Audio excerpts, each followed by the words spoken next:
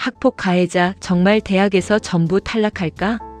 학교폭력 가해자는 대학을 절대 못 간다는 말, 여러분은 얼마나 사실이라고 생각하십니까?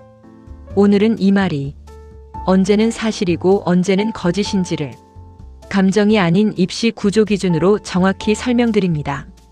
가해자 전원 탈락? 구조로 본 진실. 많은 사람들이 믿는 가장 큰 오해. 대부분 이렇게 생각합니다. 학폭 가해자는 대학도 못 간다. 학생부에 찍히면 끝이다. 그러나 현실은 전부 탈락도 아니고 아무 영향 없음도 아닙니다. 가해자에게 불이익이 생기는지는 오직 하나, 조치 단계와 기록 형태에 따라 완전히 달라집니다. 전부 탈락? 오해. 조치 단계가 핵심.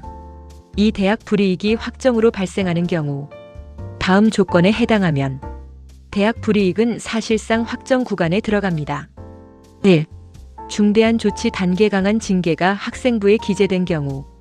2. 반복 가해 기록이 누적된 경우. 3.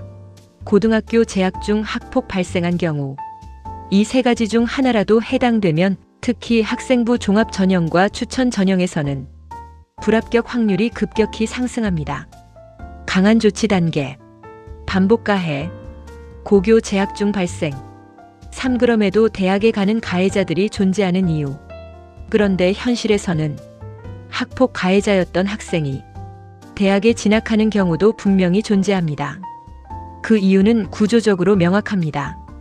조치 단계가 경미한 수준이었을 때, 생활기록부 직접 기재가 아닌 경우, 고등학교 진학 이후 문제 행동이 재발하지 않은 경우, 이 경우 대학은 과거 학폭을 현재 학생의 핵심 평가 요소로 반드시 반영하지는 않습니다. 즉, 가해자의 대학 진학 여부는 가해자냐 아니냐가 아니라 어떤 기록이 남았느냐로 결정됩니다. 경미한 조치, 직접 기재 아님, 재발 없음, 기록의 형태가 모든 것을 결정한다. 사수시와 정시에서 가해자 불이익이 달라지는 이유. 여기서 또 하나의 중요한 포인트가 있습니다. 바로 수시와 정시의 완전한 구조 차이입니다. 수시 전형, 학생부 인성, 태도 반영, 학폭 기록 직접적 불이익 가능. 정시 전형, 수능 성적 중심, 학폭 기록 반영 거의 없음. 이 때문에 수시에서는 탈락하던 학생이 정시에서는 합격하는 완전히 다른 결과가 실제로 발생합니다. 수시 학생부 인성, 정시 수능 중심, 결과가 갈린다. 오반성문과 사과가 대학 결과를 바꿀까? 많은 학부모는 이렇게 질문합니다. 진심으로 반성했는데도 불리한가요? 사과하면 기록이 약해지나요? 냉정하게 말씀드리면 사과 자체가 입시 불이익을 지워주지는 않습니다. 대학은 사과의 진정성보다 문서로 남은 조치 기록과 누적 행적을 기준으로 판단합니다. 사과 면죄부 아님, 문서 기록이 최우선. 6피해자 가해자 모두에게 더 중요한 고등학교 선택. 학폭 이후 피해자와 가해자 모두에게 사실상 가장 중요한 변수는 고등학교 진학 이후의 3년입니다. 이 3년 동안 문제 행동이 전혀 없고 학생부가 건실하게 관리되고 교내 신뢰가 회복된다면 대학은 과거 사건보다 최근 3년의 데이터를 더 강하게 봅니다. 반대로 이 기간에 작은 문제라도 반복되면 과거 학폭 기록은 즉시 다시 결정적 감점 요인으로 부활합니다. 고교 3년이 진짜 승부처.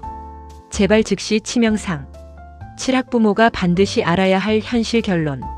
정리하겠습니다. 학폭 가해자가 무조건 대학에서 전원 탈락하는 것은 아닙니다.